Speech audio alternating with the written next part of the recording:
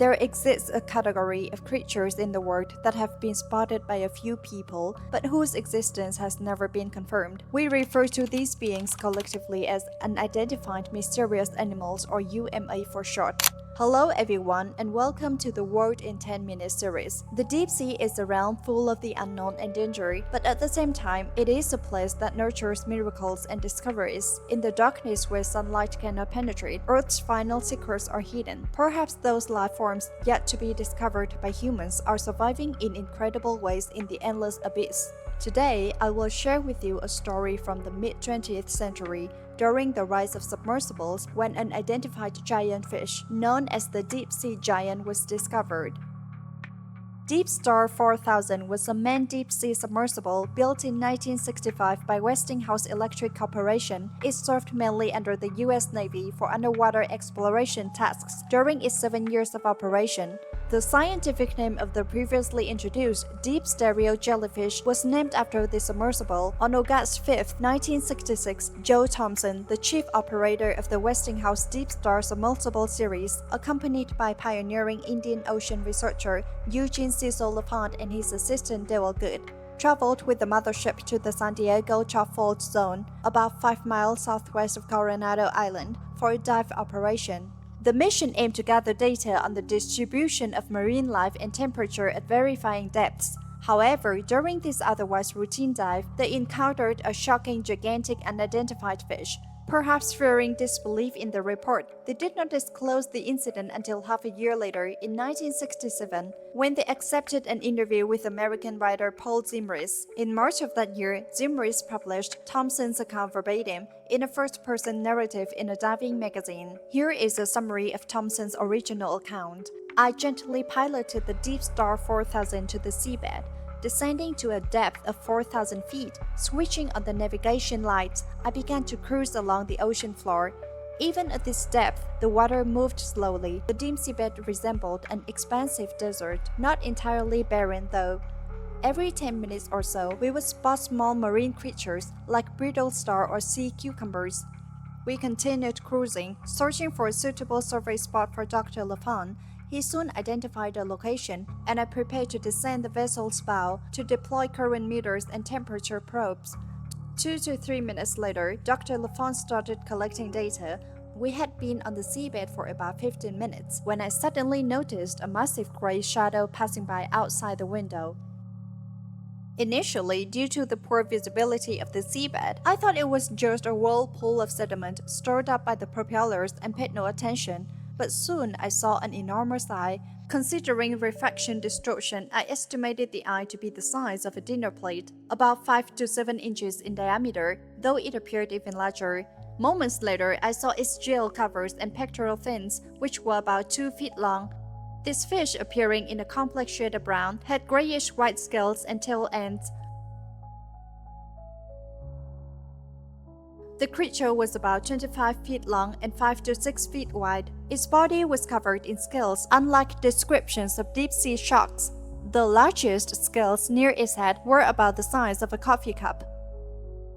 The buoyancy of the water supports these massive ocean creatures, allowing them to grow to unimaginable sizes. Comparing the fish I saw to the Deep Star 4000 submersible gave me a profound understanding of its immense size. I was utterly overwhelmed by a sudden surge of excitement. Thompson said I couldn't help but exclaim, "Look at this monster!" Everything happened so quickly that I barely had time to think logically. At first, I thought it was a giant base, but I quickly dismissed the idea. Having worked at sea for many years, I'm familiar with all the common marine creatures. I knew it was impossible to see a base at a depth of 4,000 feet. This fish swam past the left side of the submersible, avoiding the area illuminated by our lights.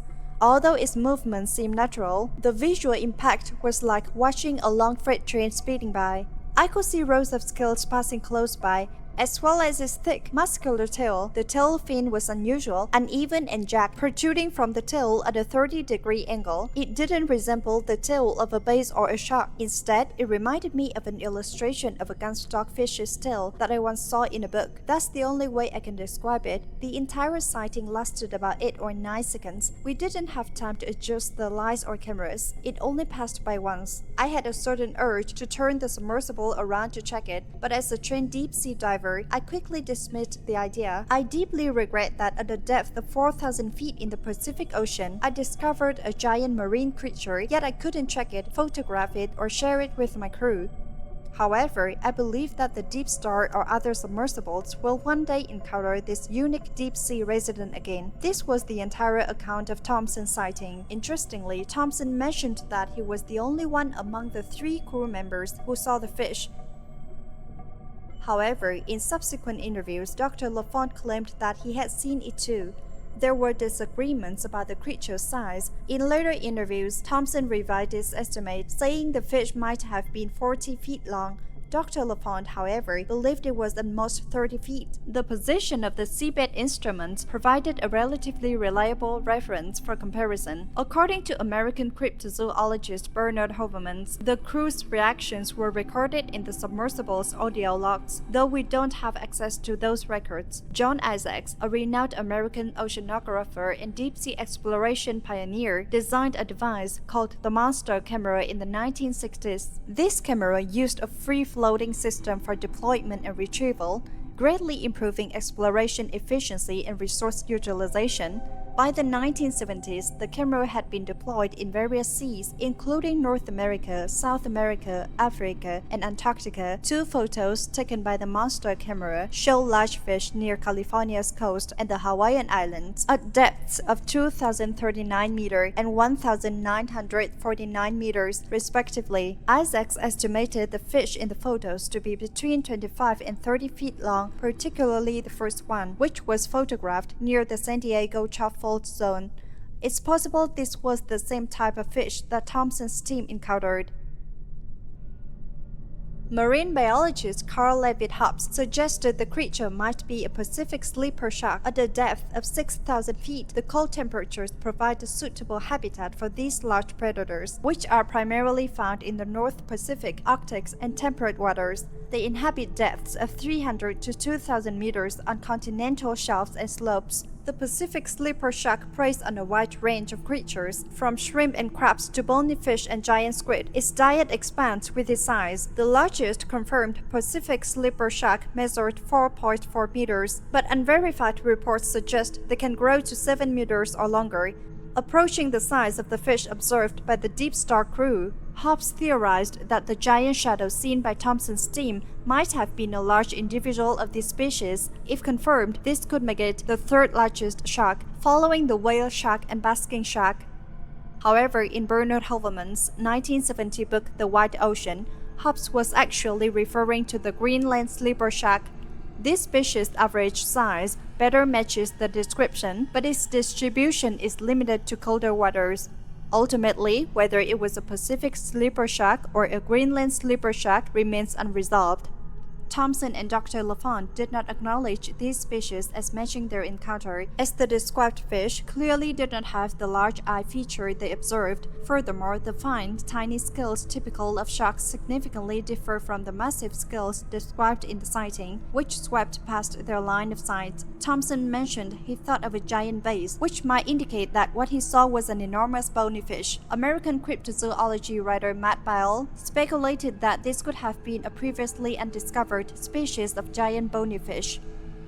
Bony fish refer to species under the class Osteichthyes, which includes the largest group of vertebrates alive today. Encompassing all common fish species, their internal skeletons are obsified, symmetrical, and covered by gill covers. Under this classification, we can first rule out the 2 largest known contenders, the ocean sunfish and the oarfish. The former, the largest known bony fish, clearly differs from a bass in appearance and features. Additionally, sunfish lack the scaly characteristics described and primarily inhabit mid to shallow waters. The oarfish, while being the world's longest bony fish and sometimes considered the origin of certain sea monster legends, typically resides in the upper to mid layers of the ocean, at depths of up to 1,000 meters, still shallower than the Deep Star's operating depth.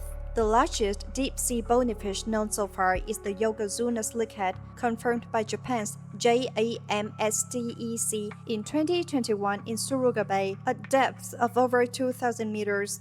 By 2022, 6 specimens of this fish had been collected, and deep-sea bait cameras captured an individual over 2.5 meters in length at a depth of 2,091 meters. This suggests that they could grow even larger.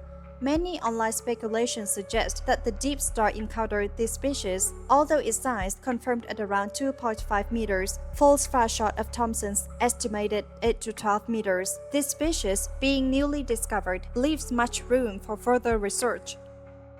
Finally, a plausible conclusion comes from a Reddit user specializing in cryptozoology. The user pointed out that commercial whaling on massive scale was only ordered to cease in 1980s. The drastic decline in whale populations heavily impacted the marine food chain.